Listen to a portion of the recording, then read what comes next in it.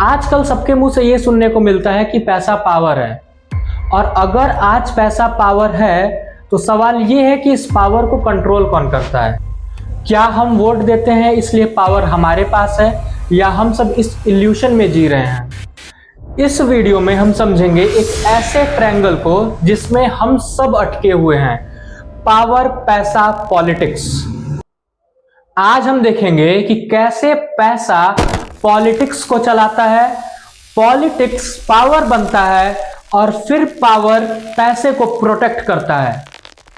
ये साइकिल सदियों से चली आ रही है और एंड तक आप समझ जाओगे इस सिस्टम का असली गेम, और इस गेम में अपने खुद की पोजीशन भी।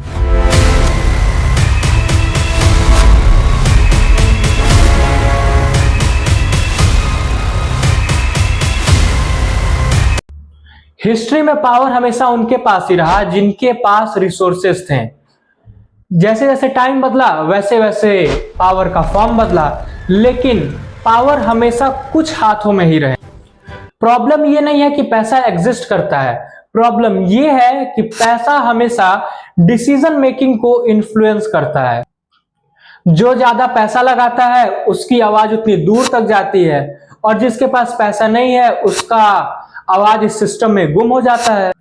और सबसे मेन बात, जो पैसा, पावर, पॉलिटिक्स तीनों को कनेक्ट करता है वो है economic angle, social angle, political angle, और सबसे मेन बात साइकोलॉजिकल एंगल। चलिए समझते हैं कि ये क्या है।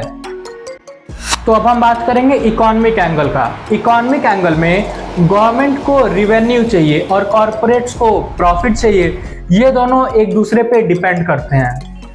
Second, political angle.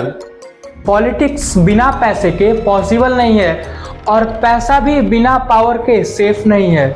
और अब हम बात करेंगे थर्ड एंगल, जो है social angle. Middle class tax पे करते हैं, पुअर्स स्ट्रगल करते हैं, और आ जाते हैं बीच में इलाइट्स डिसीजन मेकिंग के लिए।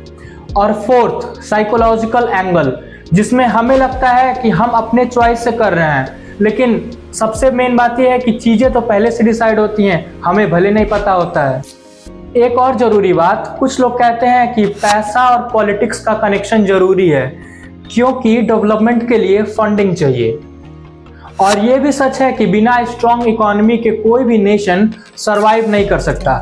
लेकिन सवाल यह है कि लिमिट कहाँ पे है, पैसे का लिमिट कहाँ तक गवर्नमेंट यूज कर सकती है, कहाँ तक लिमिट है। और इसको हम दो पार्ट में डिवाइड करेंगे कि एक इंडियन केस में कहाँ तक है और एक ग्लोबली कहाँ तक है। इंडिया में हर साल इलेक्शन स्पेंडिंग का एक नया रिकॉर्ड टूट रहा है, और जो ऑफिशियल रिकॉर्ड है वो कुछ और है और रियलिटी कुछ और है। यही हम बात करें ग्लोबली केस में, तो ग्लोबली लार्ज कॉरपोरेशन लॉ को इनडायरेक्टली इन्फ्लुएंस करती है, टैक्स बेनिफिट्स देती है, पॉलिसी फेवर में बनाती है। लेकिन अगर पैसा और पावर का कनेक्शन ऐसे ही बढ़ता रहा तो आने वाले समय में डेमोक्रेसी सिर्फ एक वर्ड बन के रह जाएगा। और इन सबको कंट्रोल करने के लिए गवर्नमेंट लेवल पे, सोसाइटी लेवल पे और इंडिविजुअल लेवल पे एक्शन लेना पड़ेगा। गवर्नमेंट क्या एक्शन ले सकती है? गवर्नमेंट लेवल पे स्ट्रॉन्ग अकाउंटेबिलिटी रखना पड़ेगा, सोसाइटी लेवल पे मीडिया लिटरेसी, क्वेश्चन कल्चर रखना पड़ेगा, और इंडिविजुअल लेवल पे ब्लाइंड बिलीव करना बंद करना पड़ेगा और एक इन्फॉर्म्ड सिटीजन बनना पड़ेगा। पावर खराब नहीं होता, पैसा भी दुश्मन नहीं है, और पॉलिटिक्स भी जरूरी है। लेकिन अगर तीनों मिलके सिर्फ कुछ लोगों के लिए काम करते हैं तो ये सिस्टम डेंजरस बन जाता है।